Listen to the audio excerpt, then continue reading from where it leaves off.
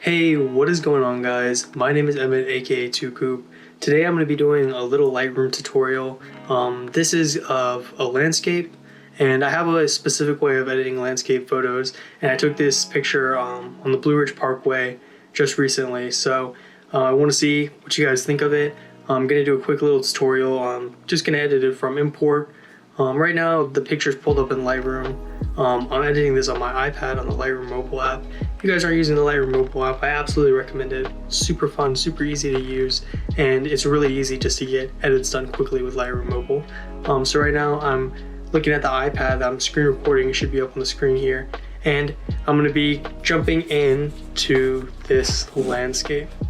So right off the bat, this looks good. This is a raw image. It's shot on a Canon EOS RP. And the colors are flat obviously because I just imported it, but other than that the photo looks pretty nice in general. So first off, I'm going to add a little bit of a crop on it. Up here in the top left corner there is a little bit of a tree branch.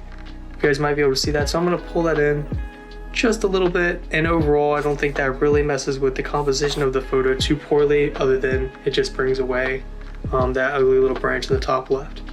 So first we're going to go into light settings, and these are where the photo is really gonna reach the next level. So first thing, something I almost always do when I take a picture of a landscape and the lighting isn't perfect and the sky is not exposed correctly, is turn my highlights down. So I turn my highlights down a good bit, and you guys can see there's a big difference there. It really brings more detail out of the sky, so it's gonna look great. You guys should probably be doing that. I don't know how common that is, but I bring down highlights up to 100 on my landscapes pretty often. It's probably because I wasn't using an ND filter and I didn't have the right balance on my exposure, but hey, it's okay, it looks great after. So I'm also going to bring my shadows up a little bit, probably to about 30. I think that looks pretty good. This is just going to bring some more shadows out of the foreground, make the photo look more interesting, and in general just kind of brighten it up so that the front here isn't darker than the back, right? So I'm also going to bring down my whites just a little bit, bring my black point. Actually, my black point's about good. Increase my contrast relatively a lot.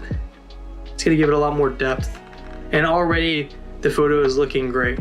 So this is the before, this is the after. The photo is looking much better. So what we're going to do next is we are going to jump into the color. So color is going to be incredibly important for this shot, especially because we have such a variety of color with the blues, the blue hues in the background, all of these different oranges and reds and whatnot, and these fall colors in the foreground. So what I'm going to do is I'm going to increase my saturation. Now keep in mind this is a raw photo, so you guys probably don't need to have numbers going quite this high on your Lightroom if you didn't shoot in raw, but I'm going to put my saturation at plus 20. I don't think this looks too saturated other than in the blues there, but we're going to change that in our color mix.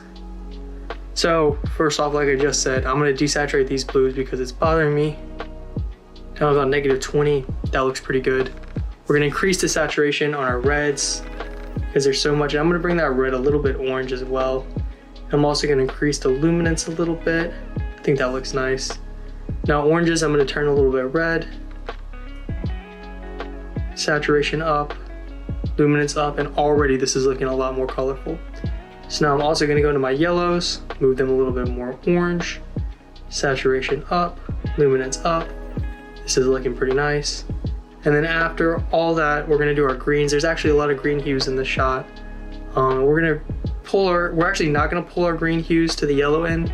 I kind of want to separate the greens from the other colors a little bit so that we can see which trees are evergreen, like those there to the left, versus which trees aren't, like these other trees that are changing color. So I'm going to keep my green. I'm actually going to move it a little bit blue so they stand out more. Increase the saturation and increase the luminance a little bit as well. So overall this photo already is looking fantastic, but I'm just going to do a few more things to tweak it to make it look a little bit better, especially if you were to blow it up to a bigger size. So I'm going to increase my clarity just a little bit, maybe a +4. That looks nice. And then bring my texture up a little bit. There's so much texture in this photo. Make that pop just a little bit more. And overall, There's the before and the after. This photo is looking pretty great. I'm being pretty happy with it. So we'll just sharpen it up a little bit.